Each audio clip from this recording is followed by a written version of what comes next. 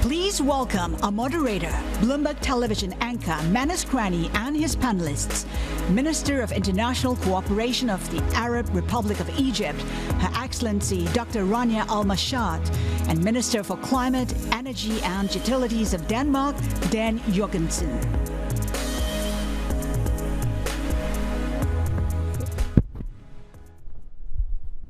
Welcome.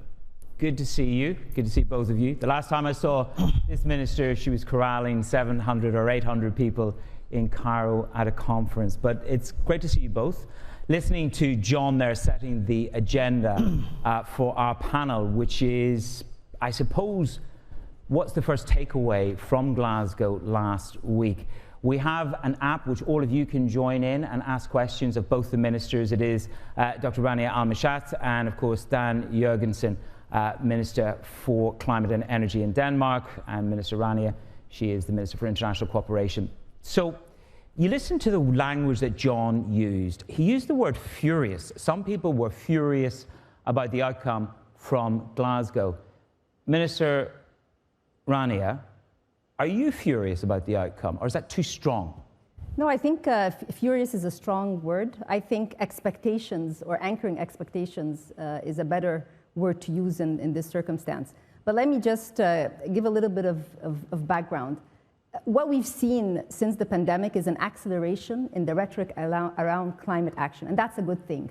Today, governments know what they want. Private sector is more aligned. And multilateral development banks or the international community are all talking green. The issue is, how do you take that talk into operational, actionable, on-the-ground events that can actually help with the targets that have been set in Glasgow? Minister, let me bring it to you. When I caught up with you earlier, you said, Manus, remember the phrase, keeping 1.5 alive. You were in the room. Dr. Rania, you were also there as well. You were in the room when some of the final crunch moments came. Your conclusion on 1.5 being kept alive, is it a strong life, or is it one on life support, sir? Well, you can barely hear the pulse, but it is alive.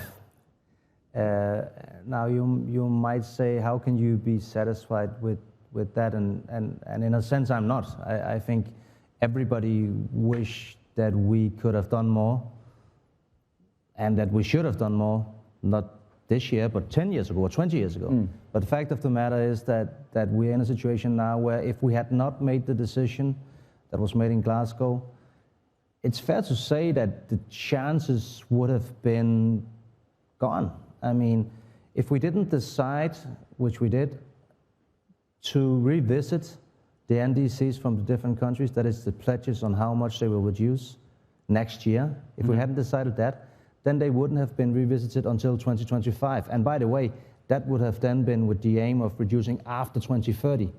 And the scientists tells us that we need to act within this decade.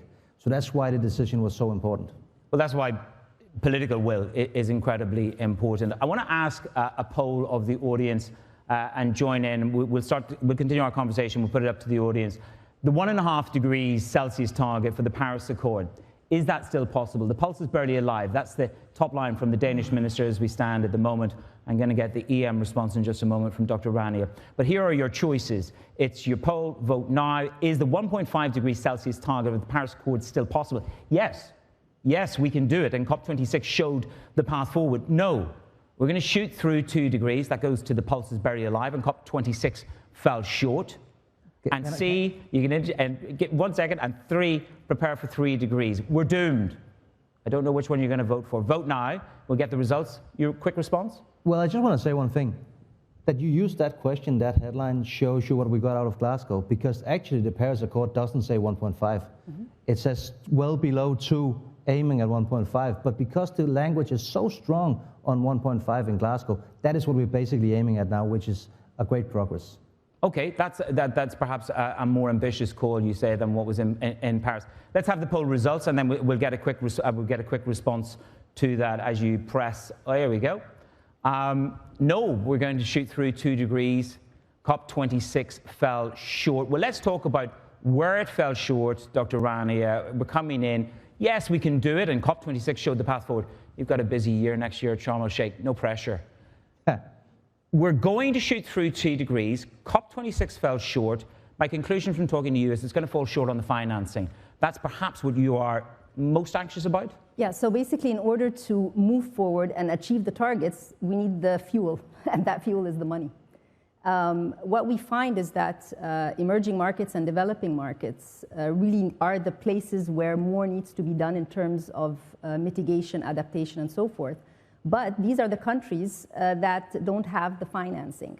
And when we take a look at what was pledged, it's very important. But at the same time, how do you make sure that this money reaches the developing countries and is able to move? And let me give an example. Many of the countries that need the financing are not really rated B. They are B or less. And therefore, it becomes very risky for capital to go in and invest in these projects. So here comes the idea of de-risking with multinational development banks, concessional lending, trying to help accelerate or reach the 1.5 degree. So there's a, if we say there are many stakeholders, every stakeholder has certain items and elements and actions that they have to work on so that we are able to reach the ambition of the 1.5 degrees. So developed market, emerging market, you're both here. This is the message. There's a financing gap. Dr. Rania, are the developed markets being arrogant in their expectation, or do they need to do more to close that financing gap? I think there are pledges out there. Yep. The issue is, how do I take this and actually bring it down on the ground so that we are able to move together? I believe that, and this was a disappointment in Glasgow, the idea of the damage, stop damage, the loss and damage, and that the emerging markets were asking for that, but the US and Europe said no, there will not be any money for stop and damage, but loss and damage, but there will be technical assistance from the UN. That's great, but it does not help fulfill the aspirations of these countries as well as in terms of the global agenda. So what we need to do is, something else that faces emerging markets, adaptation projects are extremely important, but adaptation projects do not generate money.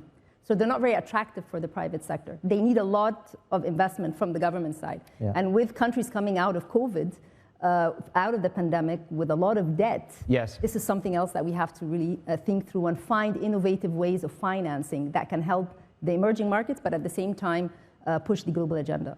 How do you say, Dan, that we close that gap? Where is the innovation?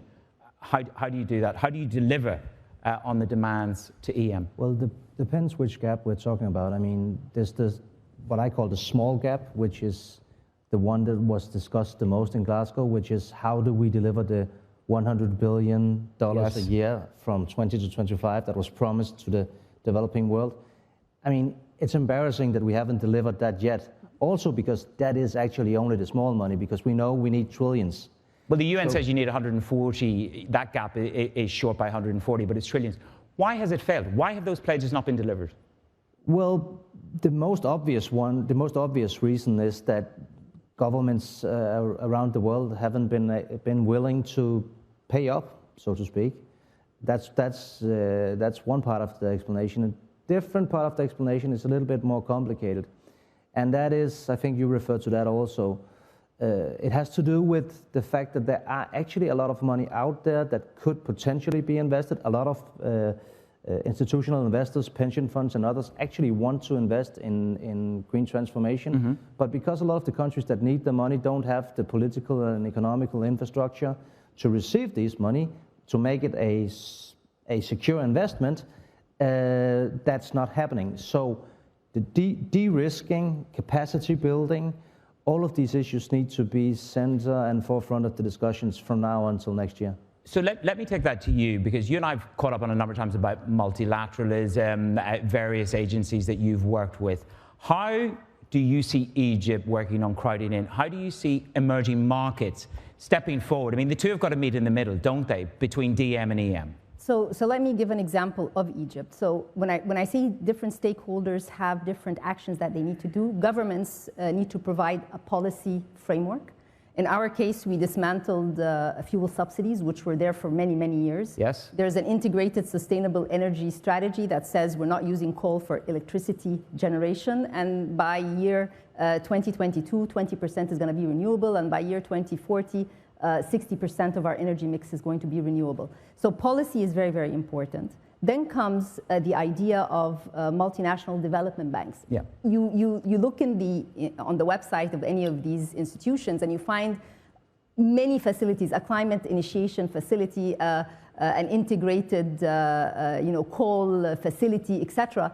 World Bank has many facilities, EBRD has many facilities. The idea is what we need to do between now and maybe COP27 is to try and create complementarity, a clear framework for the international community to be able to take the pledges and actually show them in projects on the ground. Capacity building is not a simple thing. Let me give you an example. We were the first country in the Middle East to issue a green bond. Okay, this was in September 2020, and this is something big. But the idea is the investors that have invested in this green bond are waiting to see the impact of the projects that they invested in. This requires huge undertaking in terms of capacity in the different ministries. And we are advanced. So imagine other countries that are not at that level, that have not had their strategies put in place. You need a lot of investment in capacity building. So we have this pace issue.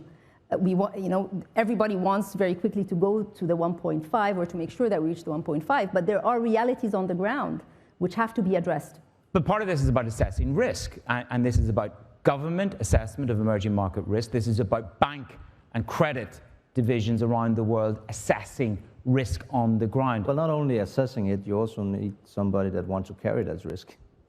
Well, let's talk about that. Sorry, go ahead, Rana. And so here comes the idea of the concessional lending, right? There's the concessional element that comes into blended finance so that you can de-risk the private sector money or the capital as it comes into countries. And that's what we need to work on. And that's where these pledges have to come. And that's where we need a framework where we say MDBs that are able to provide that concessional finance can do that, and we look for the bankable projects to be able to translate these targets have to be translated on the ground. They have to be.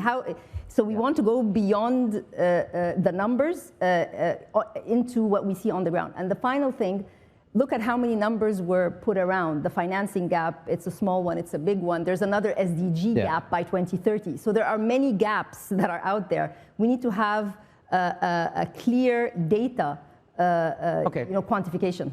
But I want to pursue further the idea. You said, well, who has to carry that risk? This morning, Stephanie Flanders was with me just on the television a short time ago, and she said one of the nuances that came out from the discussion this morning is about more government in a variety of ways in a post-pandemic world. Yes. That's what we've learned. So the question is this then, is big government, DM government, G20 government, whatever G you'd like to choose, doing enough to carry the risk? Is it government responsibility or is it bank responsibility? Well, it's a combination, but to answer your first question, no, I don't think governments are doing enough. I think definitely there are a huge potential to make a real difference if you take some of the money that countries are now actually deciding to spend in climate aid. Yes. And use them maybe not only to subsidize establishing offshore wind or whatever, but also looking at the financial models. Well, I think that we've maybe looked at this in the way that you would look at development policy in the past and not recognizing that this is a totally different type of policy and what you need might be a little bit different from what you've done in previous years. Okay, let me fly a kite then. Who's got the power to change this narrative, really to change this narrative from blah, blah, blah, to rob somebody else, to actually change it from that to a deployment of capital that bears the risk? Is it China and the United States of America? I know that there's an incremental move forward here. Is it up to them? Are they the power brokers to shift the risk element? You're nodding your head. I'm just saying that it's everybody's responsibility. Everybody has a role to play. So but I'm just looking for who can ignite that backstop more. I think COP26 started it, and I think remember it was 2 years until Glasgow, so there was a pandemic. Today we only have 12 months to Sharm el-Sheikh. What was discussed is still fresh, and we need to maybe push forward as much as possible. But everyone has a role. Okay. But it's just important to underline that this is not something that rich countries should do because they are idealists and to help poorer countries, not only at least. Primarily, it's because it's also going to be very good business. I mean, a lot of renewables, take offshore wind as an example, can actually now compete with coal in price most places on the planet. And if you look into a future where India, for instance, they have now pledged that they will establish 500 gigawatt of renewables before 2030. Today they have 0 gigawatt of offshore wind. So there's a huge potential, and it's a business model for many countries.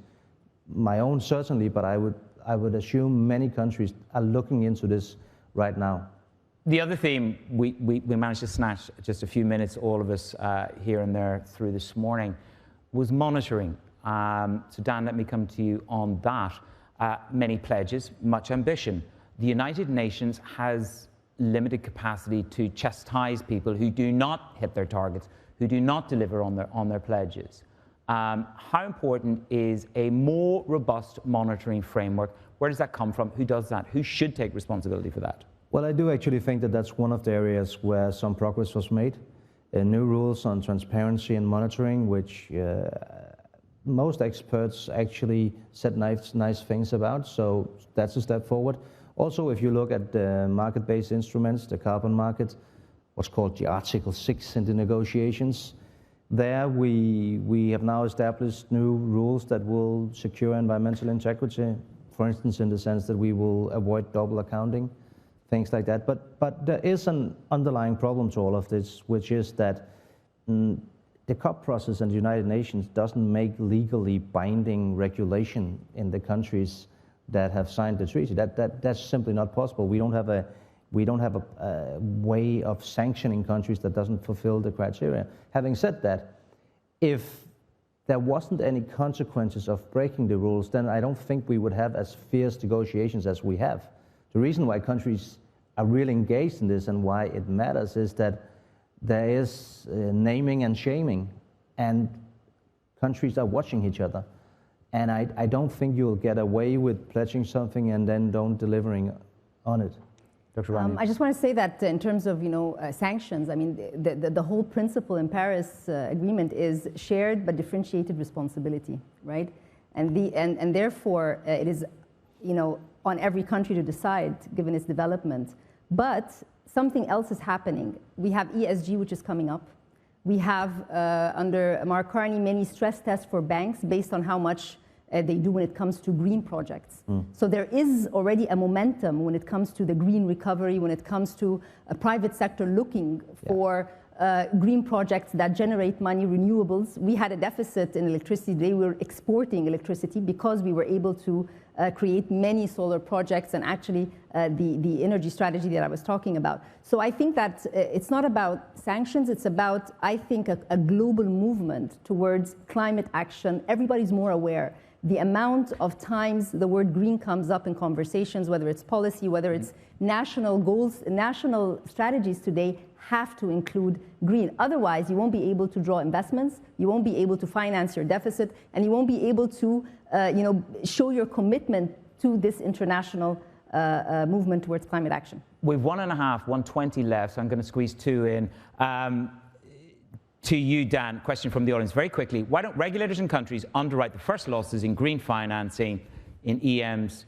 Is that something, and why don't regulators and countries, sovereigns, underwrite the first losses in green financing in emerging markets with a sub-investment grade rating? Is that a kite that could be considered to fly? Well, I think the question is, why don't they? Well, that's difficult for me to answer why different countries don't, but I think probably that is a way forward, and I would assume that that's definitely for my own country and in many European countries, that are some of the possibilities that we're looking into. I think that probably one of the reasons it hasn't happened before is, coming back to what I said earlier, that we are still thinking about climate aid as we would traditionally look at development aid. So we need to progress our thinking. Dr. Rania, you have 20 seconds, top of the agenda, on the way to Sharm el-Sheikh. Yeah, Sharm el-Sheikh is going to be very important for us, but it's on the climate aid. I just want to say that Egypt provides a very significant example when it comes to development finance, ODA. We have a portfolio of more than $30 billion. 50% of that contributes to SDG number 13 with mitigation and adaptation projects. And there is a lot that we can do when it comes to South-South cooperation.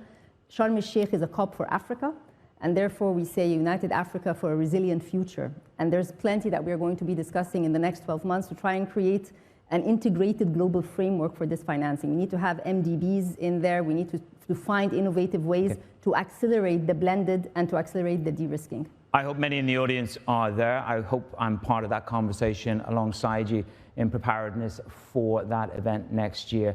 Dan Jørgensen, Minister of Climate and Energy and Utilities for Denmark, thank you very much. Dr. Rania Al-Meshat, Minister of International Cooperation for Egypt, thank you for joining us. Thank you.